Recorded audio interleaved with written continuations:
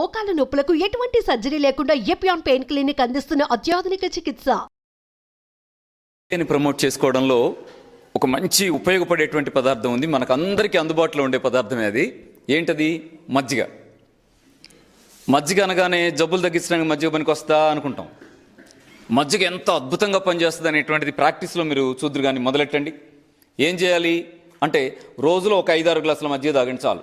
మజ్జిగ తాగితే మనకేం లాభం అంటే దాంట్లో ఏముంటుంది ఏమిటి, నేను లోపల ఏమేమి ఇంగ్రీడియంట్స్ ఉంటాయి అంటే అని దానికి పోవడంలా నేను ఒకటే కోరుకుంటున్నాను, ఏమిటి దాంట్లో ఉండేది లోపలికి వెళ్ళాల్సిందంటే మీరు ఫుల్ బాక్టీరియా మజ్జిగలో ఉంటుందనే పాయింట్ క్యాచ్ చేయండి చాలు. బాక్టీరియా పుష్కలంగా లక్షలు కోట్లు కుప్పలు ఉండేటువంటి పదార్థం ఏదైనా ఉందంటే ఇంట్లో అది మజ్జిగే. కాబట్టి ఎంత బాక్టీరియా లోపలికి వెళితే అంత ఆరోగ్యంగా ఉంటాం. వెంటనే అది అనకండి, బాక్టీరియా ఉంటే జబ్బులు వస్తాయి, వైరస్ ఉంటే జబ్బులు వస్తాయి, అటు వెళ్ళకండి. ఎందుకంటే అమెరికాలో ఒక పెద్ద పరిశోధన జరిగింది 2012 నుంచి 2017 వరకు. హ్యూమన్ మైక్రోబియోమ్ ప్రాజెక్ట్ దాని పేరు. $వేల కోట్ల ఖర్చు పెట్టి వాళ్ళు 5-6 ఏళ్ళు కష్టపడి సాధించి చెప్పినటువంటి రిపోర్టు ఎంత అద్భుతాలు ఆవిష్కరించిందో. ఏమని? ఎవరి శరీరంలో అయితే బాక్టీరియా తక్కువ ఉంటుందో వారికి జబ్బులు వస్తాయి అని. ఏం చెప్పారు? ఎవరికి బాక్టీరియా లోనుకుంటే వాళ్ళకి జబ్బులు వస్తాయని చెప్పారు. ఎవరికి బాక్టీరియా లోపిస్తుందో వారికి జబ్బులు వస్తాయని. పైగా ఎంత ఆశ్చర్యంగా ఉందంటే ఒక్క మనిషి శరీరంలో ఎన్ని బాక్టీరియాలు ఉంటాయంటే అని వాళ్ళు ఇచ్చిన లెక్క ఆశ్చర్యంగా ఉంది. ఎంత మాట వరుసగా అంటాను, మనిషి ఒక 100 జీవకణాలతో తయారైతే 1:10 నిష్పత్తిలో బాక్టీరియా ఉండాలట. 1:10 అంటే 1కి 10, 100కి 1000. 1 కోటి జీవకణాలతో నేను ఏర్పడి ఉంటే నా శరీరంలో ఎన్ని బాక్టీరియా ఉండాలి అంటే అర్థం చేసుకోండి. బాక్టీరియా ఉంటే జబ్బులు రావడం కాదు, బాక్టీరియా లేకపోతే జబ్బులు వస్తాయి. పాజిటివ్ బ్యాక్టీరియా ఒకసారి బాడీలో తిష్టేసిన తర్వాత నెగిటివ్ బ్యాక్టీరియాని రానివ్వదు. బస్సులో మనం ఖర్చు వేస్తాంగా, నేను ఖర్చు వేసా ఇంకెవరు రావడానికి అంటారే, అలా శుభ్రంగా బాడీ నిండా పాజిటివ్ బ్యాక్టీరియా నిండిపోతే నెగిటివ్ బ్యాక్టీరియాకి చోటు కూడా ఇయ్యదు. అంత అద్భుతాన్ని వాళ్ళు తేల్చి చెప్పారు. అది ఉన్నంతకాలం జబ్బులు రావు. ఎవరి శరీరంలో బ్యాక్టీరియా నాశనం అయిపోతుందో వాళ్ళకి జబ్బులు వస్తాయని. ఇంకో మాట కూడా చెప్పారు. ఏమిటదంటే మనిషి శరీరంలోకి బ్యాక్టీరియా ఎప్పుడు ఎంటర్ అయిద్దంటే అంటే మురికిలో తిరిగితే ఎంటర్ అయితే రే జాగ్రత్త అయ్యని కదా, కాదు. అమ్మ సంచిలోంచి ఎప్పుడైతే బర్త్ కెనాల్ కాలువలోకి ఎంటర్ అవుతామో ఆ కాలువలోంచి బయటకు వచ్చేదాకా కాదు, కాలువలోకి ఎంటర్ అయినప్పటి నుంచే శరీరంలోకి బాక్టీరియా ఎంటర్ అవుతుంది. అమ్మ బర్త్ కెనాల్లో బాక్టీరియా ఉంటుంది కదా, అక్కడే బేబీలోకి వెళ్ళిపోతుంది. అక్కడి నుంచి మొదలై ఆ 2 సంవత్సరాలు 3 సంవత్సరాల వయసు వచ్చేలోపు మనం ఏ ఏటితో అనుబంధంలో ఉంటామో ఆటాటి ద్వారా మొత్తం బాక్టీరియా, గట్ బాక్టీరియా అంతా ఫామ్ అయిపోతుంది. నోట్లో బాక్టీరియా, చర్మం మీద బాక్టీరియా, కళ్ళల్లో బాక్టీరియా, జీర్ణకోశంలో బాక్టీరియా, చిన్న పేగులో బాక్టీరియా, పెద్ద పేగులో బాక్టీరియా ఎంత ఫామ్ అయిపోతుంది. ఫామ్ అయ్యామంటే రోగనిరోధక శక్తి వచ్చినట్టే, జబ్బును తగ్గించగలిగే కెపాసిటీ బాడీలో ఏర్పడినట్టే. Internal immunity white cells, external immunity bacteria. ఇంత అద్భుతం. ఇలాంటి అద్భుతమైన జబ్బును తగ్గించగలిగే బాక్టీరియా బాడీలోకి వెళ్ళాలంటే ఏం చేయాలి అనే ప్రశ్న ఆనాడు లేదు. ఎందుకు లేదంటే వాళ్ళు ఊసబియ్యం తిన్నారు, పచ్చివే. సజ్జ ఊసబియ్యం, జొన్న ఊసబియ్యం అని ఇట్లా తాతయ్య కొట్టి ఎవరికైనా రైతుల కుటుంబాల వాళ్ళకి తెలుసు ఇచ్చేవాడు, తినేవాడు. పచ్చికాయలు తినేవాళ్ళు, అనపకాయలు తినేవాళ్ళు, మొక్కజొన్నలు తినేవాళ్ళు, వేరుశెనక్కాయలు తినేవాళ్ళు, చాలా కాయలు. ఉట్టిగా నేను వరుస రాట్ల నాకు, కానీ ఎన్ని తినే అవకాశాలు ఆనాడు వాళ్ళకు ఉన్నాయి. జొన్న చేనికి పోతే జొన్నకు ఊసబియ్యం తిన్నాను అనుకోవద్దు. జొన్న చేలో కింద దోసకాయలు ఉండేవి, దోసకాయలు కొరుకొని తినండి. జొన్న చేలో అక్కడొకటి రేగి చెట్లు మొలిసాయి. ఆ రేకాయలు అట్లా ఏదో ఒకటి ఉడికించని తినే అవకాశం ఉండేది నేచర్లో. పాజిటివ్ బ్యాక్టీరియా లోపలికి వెళ్ళేది, ఆరోగ్యంగా ఉండేవాళ్ళు. మందేమైపోయింది? భయపెట్టారు. ఎంత భయపెట్టారంటే బాక్టీరియా వల్ల జబ్బులు వస్తాయబ్బా ఫలానాని కనిపెట్టిన ఆయనేమో మంచినీళ్ళకి వెళ్ళి బోతద్దంలో చూసి అమ్మో ఇదంతా మంచినీళ్ళ నిండా బాక్టీరియా, తాకుండా మానేశాడు. అన్నంలో చూసి తినకుండా మానేశాడు. చివరికి పాపం ఆయన ఏమైపోయాడు? పెద్ద మనిషి, రెస్పెక్ట్ ఇచ్చే మాట్లాడుతున్నాను, కానీ ఆయన జీవితంలో జరిగిన విషాదం గురించి చెప్తున్నాను. నాన్న ఏమయ్యాడు? పిచ్చాసుపత్రిలో చేరాడుగా. పిచ్చాసుపత్రిలోగా మరణించింది. ఎవరైతే బాక్టీరియాను కనిపెట్టాడు, మైక్రోస్కోప్ కనిపెట్టాడని ఇంత గొప్పగా పుస్తకం నిండా రాశామో, ఆయన అంత గొప్పదాన్ని కనిపెట్టిన ఆయన జీవితం ఎంత విషాదంగా ముగిస్తుందో చూడండి. బాధపడి తీసుకొని భయపడుతూ భయంతోనే చచ్చిపోయాడు, ప్రాణం వదిలేడు. కానీ అసలు ఇవాళ మనవాళ్ళు ఏం ప్రూవ్ చేశారు? ఎవరి శరీరంలో ఆ బాక్టీరియా కుప్పలుగా ఉంటుందో వాళ్ళు ఆరోగ్యంగా ఉంటారని తేల్చేశారు.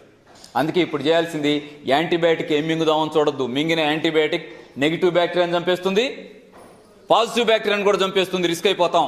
అందుకే ఏం చేయండి, పాజిటివ్ బ్యాక్టీరియాని తేలిగ్గా లోపలికి తెచ్చుకోవడానికి ఉడికిన ఆహారాన్ని బాగా తగ్గించి ఉడికించిన ఆహారాన్ని పెంచుకోండి. ఫ్రూట్స్ తినండి, జ్యూసులు తాగండి. మొన్న ఎవరు అంటున్నారు పచ్చి జ్యూసులు తాగమంటావు ఏంటండి, మరేం తాగమనాలి? దాన్ని ఉడకబెట్టుకొని తాగమంటావా, కాగబెట్టుకొని తాగమంటావా, ఏమంటుంది దాన్ని? కాదరవల్లి గారు చెప్తారు దాన్ని ఏమంటారు, కషాయం చేసుకొని తాగమంటావా, అట్లా ఏదైనా చెప్పాలి. కానీ పచ్చిరసం తాగమంటావు ఏంటండి అంటే పచ్చిరసంలో అంత బ్యాక్టీరియా వైరస్ ఉంటాయి కదా, అది లోపలికి పోతే నష్టపోడా అనే సెన్స్లో. అర్థమైందా?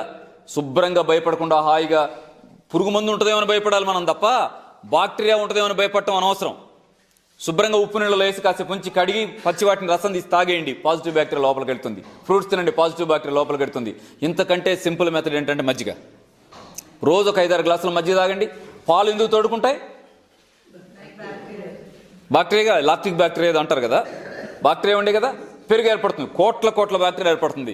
పెరుగు తింటే ఇబ్బంది, మజ్జిగ చేయండి, శుభ్రంగా నీళ్లు పోసి హాయిగా తాగండి. అరిగిపోవడంలో తేడా ఉండదు, వెయిట్ పెరుగుతానే బాధ ఉండదు, కావలసినంత పాజిటివ్ బ్యాక్టీరియా ఫామ్ అవుద్ది. ఒక మాట చెప్తాను, ఆ చెల్లి ఎవరు, టీ వెంకన్న అని ఒక టీవీలో పనిచేస్తున్నటువంటి మిత్రుడు ఉంటాడు. ఇక్కడ అడ్వకేట్గా పనిచేసి తర్వాత ఈ ప్రింట్ మీడియాలో కొంతకాలం పనిచేసి తర్వాత ఇప్పుడు ఎలక్ట్రానిక్ మీడియాలో పనిచేస్తున్నాడు టీ వెంకన్న.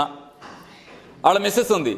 ఆవిడ ఏం చేసింది, చాలా కాలంగా మాట్లాడేది, మోషన్ ఫ్రీగా అవడం లేదు అన్న ఏంటి అట్లా అడుగుతుండేది. అమ్మ ఫ్రూట్స్ తిను, ఇట్లా మజ్జిగ తాగమ్మా అని చెప్తే పొద్దున్నే లేసి ముందు మజ్జిగ తాగటం మొదలెట్టింది. పాజిటివ్ బ్యాక్టీరియా అని చెప్పిన తర్వాత నీళ్ళు తాగమని చెప్తాంగా, మానేసి పొద్దున్నే లేగడం ముందు మజ్జిగ తాగడం మొదలెట్టింది 2 గ్లాసులు. తర్వాత వారం తర్వాత కాల్ చేసింది, అన్న ఫ్రెష్గా ఉంది. నెల తర్వాత కాల్ చేసింది, అన్న నాకు ఇబ్బంది పోయింది అని. ఎంత అద్భుతం చూడండి. ఎన్ని సంవత్సరాలు మందులు వాడింది దేనికి? మోషన్ ఫ్రీ రాక గ్యాస్ ఫామ్ అయ్యి రిస్క్ పడుతూ. మజ్జిగ తాగితే ఎంత తగ్గింది? మజ్జిగలో ఔషధాలుండి కాదు, మజ్జిగలో ఆ బ్యాక్టీరియా ఉండి లోపలికి వెళ్ళి నెగిటివ్ బ్యాక్టీరియాని బ్యాలెన్స్ చేసిన పాజిటివ్ బ్యాక్టీరియా ఫ్రెష్ అయిపోయింది, నార్మల్ కండిషన్ వచ్చింది. ఇక్కడ ఇంకో మాట చెప్పనా, మనాళ్ళు ఏం చెప్తారంటే ఈ మధ్య మనల్లో ఒక టెక్నిక్ కనిపెట్టారు. ఏమని? ఒకప్పుడేమో ఇబ్బంది ఉండేది కదా, ఇప్పుడు ఏది 10 ఏళ్ల క్రితం మనళ్ళు ప్లేట్లెట్స్ కనిపెట్టినట్టు జ్వరం వస్తే చాలు ప్లేట్లెట్స్ తగ్గిపోయినాయి అంటామో 25,000కో 30,000కో బిజినెస్ చేయడం మొదలెట్టారుగా. ఇది గడిచిపోయి 10-15 ఏళ్ళు అయిపోయినట్టే ఉంది. అది కాక ఇప్పుడు ఇంకో కొత్తది కనిపెట్టారు. ఏంటి? రాగానే B12 ఉందో లేదో చెక్ చేసుకోపోండి అంటాం, డి విటమిన్ ఉందో లేదో చెక్ చేసుకొని రాపోండి అంటాం.